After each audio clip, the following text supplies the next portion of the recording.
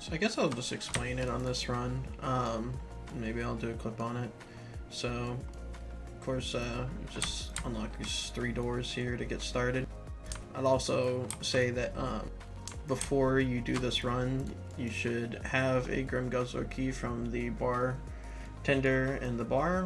You can go and pickpocket that and just not use it, and then go and start doing these runs and basically be able to do the pathing that I do. You'll see later. You technically don't have to kill this guy, but sometimes he drops like Hearts of Fire and stuff. But I normally skip them.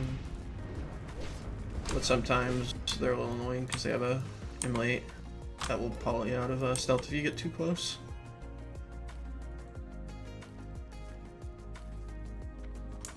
And then all you have to do is run into the Ring of Law, and you can do it on stealth. Another thing, even though I have like a world buff and like a Zanza and stuff like that, I do this all the time without any buffs. I'm actually messing around with my tank gear at the moment. This is not my tier 3 gear, but I used to do this in like BWL gear, so this is not like just purely because I'm decked out or I'm using anything funky. There's plenty of videos of people doing this run with like some tier 2 and like a claw of the Black Drake, so you don't need anything like spectacular to do this for.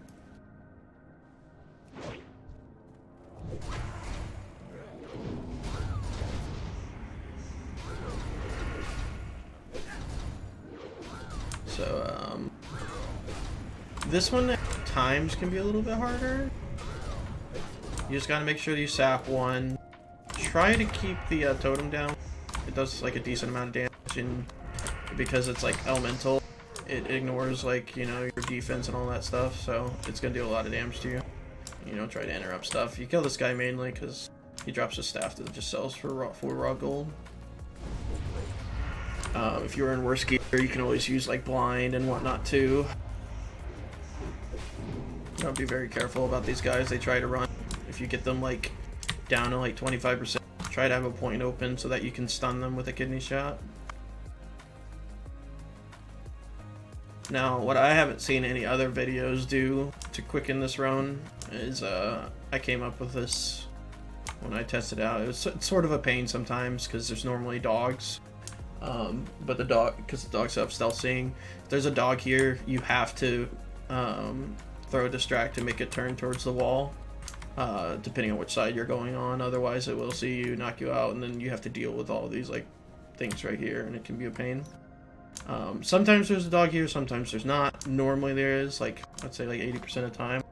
You do is you just sprint into it, gouge it, and then let your sprint get you all the way to the other side of the room. Oh, that's new. Normally they don't get that off. And then I just vanish here. Try not to vanish with anything hitting you. I wait until I'm out of range and line of sight, just so that you don't get batched and then get screwed because your vanish is down. And then you're at the coffer room just like that. Instead of having to go do the other way, it takes like 3 minutes or something.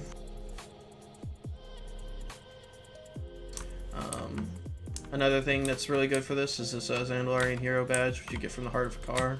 It helps you a lot with like taking less damage from these kinds of fights and whatnot. You pop all your cooldowns on these guys.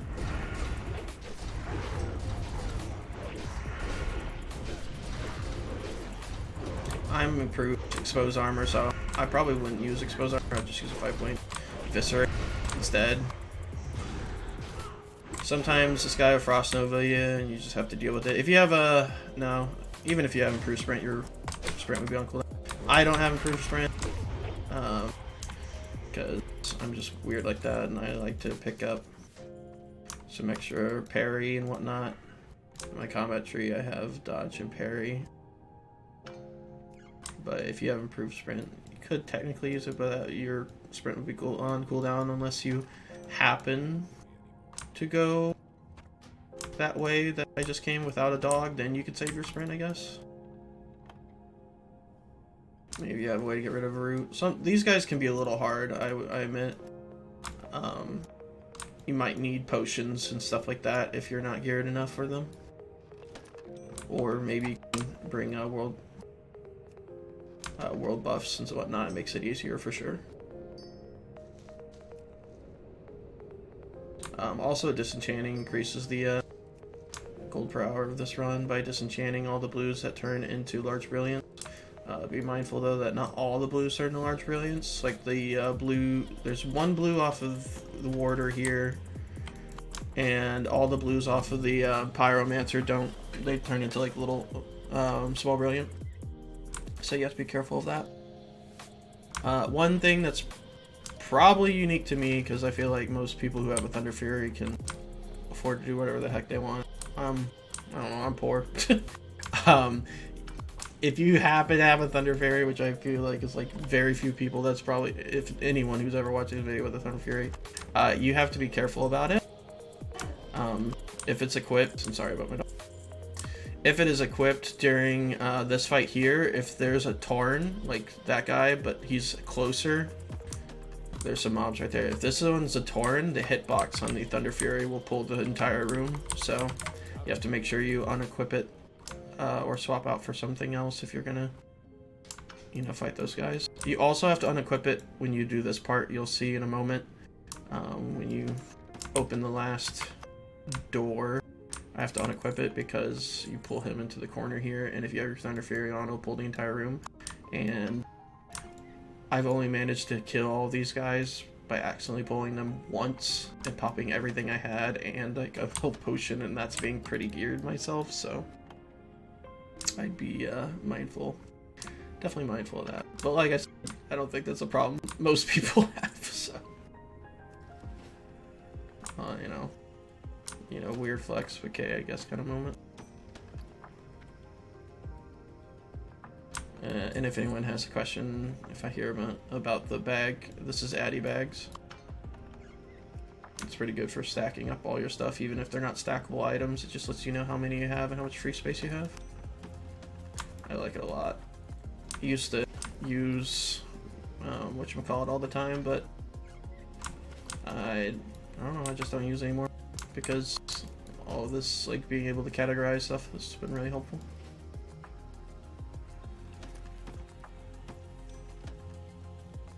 Also, you need to try to have like as much room as possible when you're doing this farm, because there's a lot of things to loot, like a lot. Luckily there's a vendor in the instance that you don't have to like ever leave. Of course you have to have keys too. I guess I forgot to mention that at the beginning, but of course you have to have 12 coffer keys per run to open up these coffers. I think 12, 1, 4, 8, 12, yeah. And I would say the run's worth it. I mean, I guess generally the run's worth it, but like sometimes those keys are overpriced on the auction house. I aim to buy them around 30 silver. Sometimes you buy them out and like try to throw them up for like 50 silver. I don't really go for them when they're that much. I have to make room. But also there's another thing too. Whenever you do that sprint vanish thing that I did with across the bridge, you have to make sure that your vanish is up by the time you reach this last one. If it's not up, you'll surely die and not be able to do the, you know, fight with the boss here, which I'll show in a second.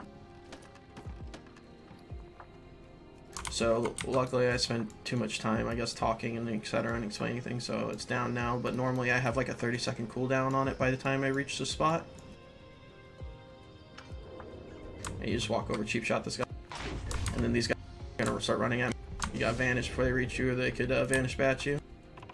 And they just shoot this guy and pop your blade flurry. I use his Andalary hero bat. Sometimes this guy can hurt. I don't know. He's really weird. I have improved expose armor, but honestly, I think the improved maybe overkill. Anyways, I think it probably sets their armor to 0, so it might be good, even if you don't have it. Another thing too about this guy is when he gets low, I try to kidney shot him because he drinks his own potions and like heals himself up, and you can sort of interrupt that. Like I feel like it's on like an interval, like every X amount of seconds, and if you interrupt that, I don't think he immediately drinks or something. I'm not too sure about that, but if you get him low and you can kidney shot, that sometimes just makes it quicker because, you know, he won't, of course, drink a potion while stunned. You just run over here, grab the secret safe. You have to make sure you're in the far corner of these, or these guys will pull. Be careful about that. I'm just leaving this.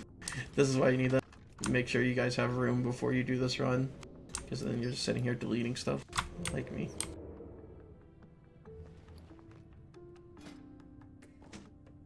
For the Zero Thunder Fury viewers, you can equip your Thunder Fury back on now.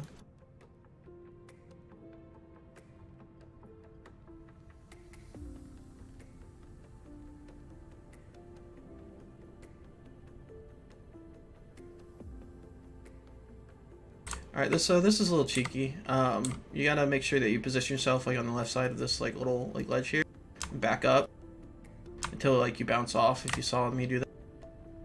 I sort of bounce off of it when I press back, and then press sprint on stealth and jump. Jump forward at the same time, and you hop across just like that. And then you save a lot of time instead of going all the way back to the front of instance, coming back up through the gate and unlocking it and all that jazz. You can supposedly like cross this without stealthing. I don't even bother, because sometimes you pull these dudes and without cooldowns, they're sort of hard to kill, I think.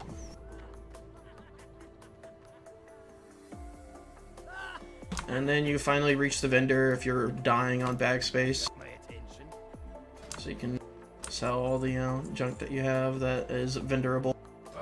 One of the good things about this farm is a lot of it's raw gold.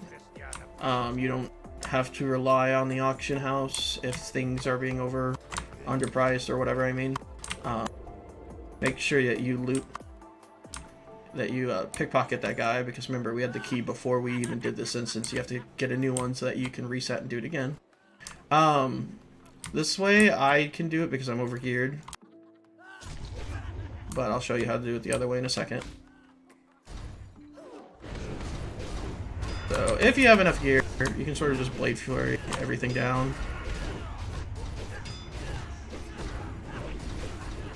That was a pretty good one, Blade Flurry, because normally it forces me to back out. You just line of sight him every time you cast, like I just did. You like run into this corner or run around the edges back and forth, especially on his whatever the fire spell is called, Immolate or something like that. He drops random greens and stuff like that, but his big money maker is when he drops plans for like the jumper cables. Those sell like 10-15 gold depending on your server, I'm sure.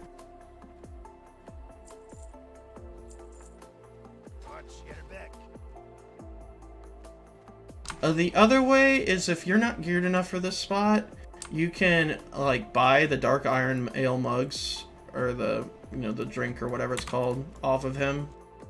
I don't remember the name of them, but like you can also, I think you can loot one before he like goes hostile, but you can just buy them off him. They're like 3 silver or something like that, and you throw the mugs over here in the corner. Actually, no, sorry, not in the corner. You throw them like 3 or 4 of them here, and let all these dudes that are right here come and then kill them, and then you can just fight him by himself if you don't have enough gear.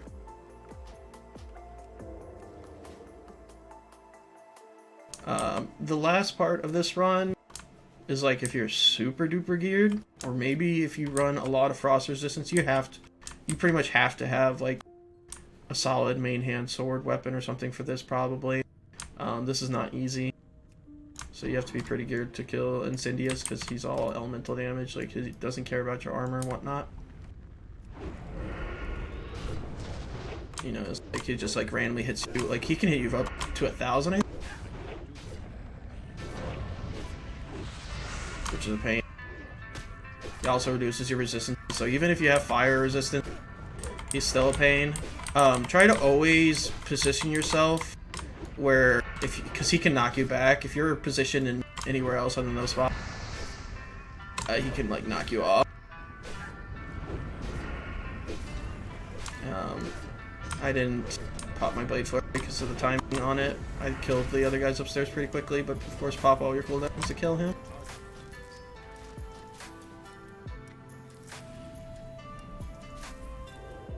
Another thing that's fairly interesting about this run right now, with Burning Crusade coming up, is that you get these sack of gems, and I don't know when those prices on gems are, if they've reached their max now, if they're going to reach their max later. I guess, you know, auctioneers out there would probably have a better knowledge of that than me, but they drops a lot of old world gems that you could probably turn for a bigger profit by just holding on to them and selling them at the right time.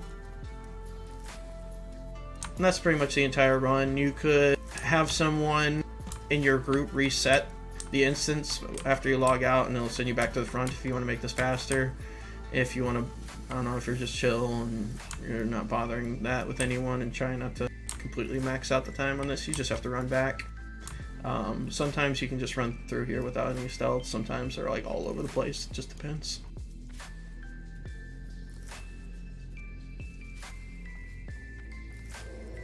I always use my distract on this dog because sometimes if you try to walk up this spot with him just sitting there without a distract, he'll aggro you. And that sometimes aggro those guys right there. If you aggro this guy on your way out, just gouge him. He can't really get a scorch off in time by the time you get out. Especially if you have movement speed boots, which I don't. And yeah, I mean, I think that took about 15 minutes to do all of that. And then reset, so you could get about 4 runs in, or you could find ways to even like make it faster probably. I don't know. Like, I haven't really done the pure math on this or anything like that, but I would say it generally averages around 60 to 100 gold an hour. 60, I'm just giving the low ball, but to be honest, like, I sometimes get a lot more just because of plans. So you can also get the fire enchant off of Pyromancer, and that can sell 10 to 15 gold as well. You can get the jumper cables, which are like 10 to 15 gold. I got like 3 to 4 like large brilliance a run, which is another, what, like depending on the server, around probably 4 gold a piece. So that's like another 15 gold. So if I were to be like, you know, all those YouTubers out there who calculate the max and then they try to act like that's the average, you could technically make like 45 gold in just a single run by hitting all the plans and your large brilliant shards at 4 gold a piece. And then I don't know the raw gold value you get from, I guess raw gold wise probably about maybe 10 to 15 gold per run. So you could make what, 15, 35, 45, 55 in 15 minutes. Supposedly, if you're, you know, if I'm one of those YouTubers with those stupid thumbnails where I mark the highest possible amount as the average amount per hour, above 200, I guess. But that's like really lucky, so I don't know. I've tried all sorts of other farms, like the Dire Maul East farm I used to do on my druid, but I don't know, arcane crystals have crashed, so it's not even worth your time, and that's, my luck sucks. So like, if you're one of those people who has terrible luck and can't rely on good drops for money, this is a farm for you because it's pretty consistent. A lot of it's raw gold. Some stuff sells for way more. Man, I'm hitting for nothing. Wow. Oh, yeah, that's another reason to save your stun because of that. Because sometimes, yeah, they frost over you, which is really annoying. Especially if they frost over you and they're super low, they're gonna run away. Yeah, and try to keep the Scorching Totem down.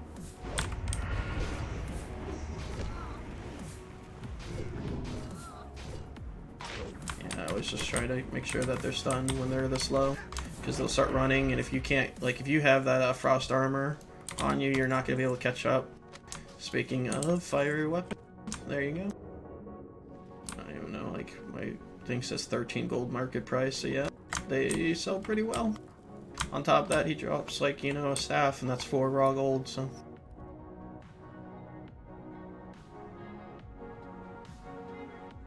And I mean, I don't know if I have anything else to explain, so probably just clip this and throw it up on YouTube or something. But we don't get copyright striked for the music in the background.